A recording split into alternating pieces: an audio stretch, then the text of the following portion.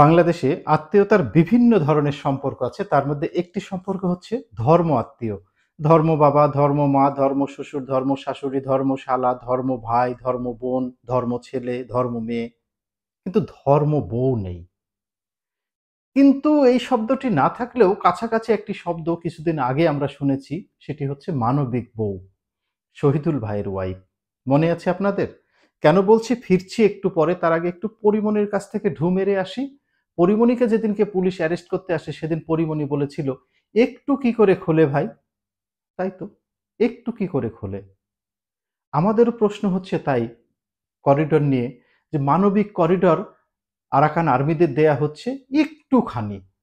তো একটু কি করে করিডোর খুলে, এই বিষয়টি আমাদের কাছে স্পষ্ট হচ্ছে না এদেশের মানুষের কাছে, এবং স্পষ্ট হচ্ছে না এদেশের রাজনৈতিক দলগুলোর কাছে। প্রায় প্রতিটা রাজনৈতিক দল থেকেই বলা হয়েছে যে করিডোর কাউকে দেয়া যাবে না।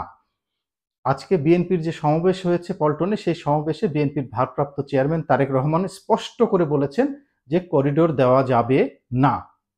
কিছুদিন আগে জাতিসংঘের মহাসচিব এসেছিলেন এবং তিনি গিয়েছিলেন রোহিঙ্গাদের দেখতে। রোহিঙ্গাদের সঙ্গে তিনি ইফতার করেছেন এবং সেখানে রোজা রাখার একটি প্রত্যাশা তিনি ব্যক্ত করেছিলেন। তখন সবার মধ্যে হৈ হৈ রৈ রৈ পড়ে গেল যে ডক্টর মোহাম্মদ ইউনূস জাতিসংঘের মহাসচিবকে বাংলাদেশে আনলেন রোহিঙ্গা সমস্যার সমাধান করার জন্য, এবং সরকারের তরফ থেকে ঘোষণা দেওয়া হলো যে রোহিঙ্গারা আগামী ঈদ তাদের দেশে গিয়ে করবে। আগামী ঈদ বলতে কোন ঈদ সেটা স্পষ্ট করে বলা হয়নি, এবং এরপরে প্রেস সেক্রেটারি বললেন, বা সরকারের সংশ্লিষ্ট কর্তা ব্যক্তিরা বললেন যে কিছুদিনের মধ্যেই 1,80,000 রোহিঙ্গা মায়ানমারে ফিরে যাবে। মায়ানমারে তো তারা ফিরেই যায়নি, বরং এর মধ্যে 1,13,000 সরকারি হিসেবে ঢুকেছে, বেসরকারি হিসেবে নাকি এ সংখ্যাটা আরো বাড়তে পারে। আমি দীর্ঘদিন রোহিঙ্গাদের নিয়ে কাজ করেছি, রোহিঙ্গাদের নিয়ে আলোচনা করলে অনেক আলোচনা করা যাবে। তবে এক বাক্যে এক কথা হচ্ছে, রোহিঙ্গারা কখনো মায়ানমারে ফিরে যাবে না। ঠেলে যদি পাঠাতে চান তবুও তারা যাবে না। সরকারিভাবে আয়োজন করে পাঠানো, সেটা তো অনেক দূরের হিসেব। এখন কথা হচ্ছে আরাকান আর্মিদের কেন এখানে করিডোর দেওয়া হচ্ছে? আরাকান আর্মিরা তার নিজ দেশের বিরুদ্ধে যুদ্ধে মত্ত আছে। তারা আরাকান স্টেটকে বা রাখাইন স্টেটকে তারা স্বাধীন করতে চায়, এবং স্বাধীন করার জন্য তারা দীর্ঘদিন ধরে যুদ্ধ করে যাচ্ছে, এবং যেটুকু শোনা যাচ্ছে তাতে মনে হচ্ছে যে তারা প্রায় পুরো আরাকান এলাকা মায়ানমার থেকে বিচ্ছিন্ন করে ফেলেছে। তো এখন জাতিসংঘ কেন তাদেরকে মানবিক সাহায্য দেওয়ার জন্য বাংলাদেশ দিয়ে করিডোর দিচ্ছে? তাদের কি মানবিক বিপর্যয় ঘটেছে? সেখানে কি বড় কোনো ডিজাস্টার হয়েছে? না। তারা তার দেশের বিরুদ্ধে যুদ্ধ করছে, সেখানে বাংলাদেশ একটি প্রতিবেশী দেশ হয়ে কেন আরাকান আর্মিকে করিডোর দিবে?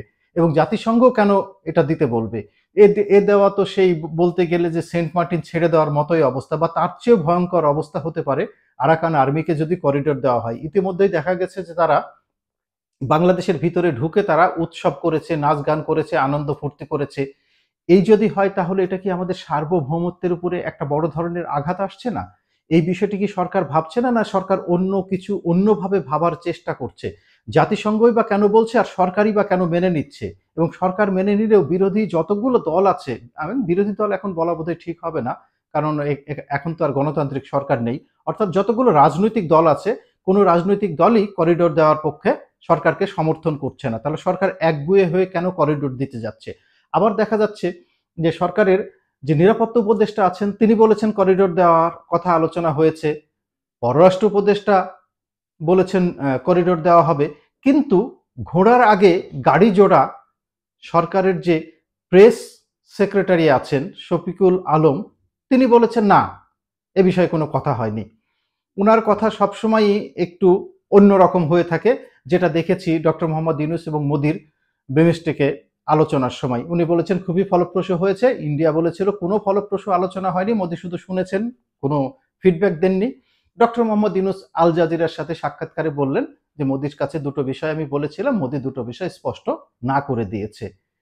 তাহলে আমরা এখন কি বুঝবো? সরকারের মধ্য থেকেই যদি বিভিন্ন ধরনের কথাবার্তা আসে, বিভিন্ন ধরনের আলোচনা আসে, বিভিন্ন ধরনের তথ্য জনগণকে দেওয়া হয়, তাহলে জনগণ কোথায় যাবে?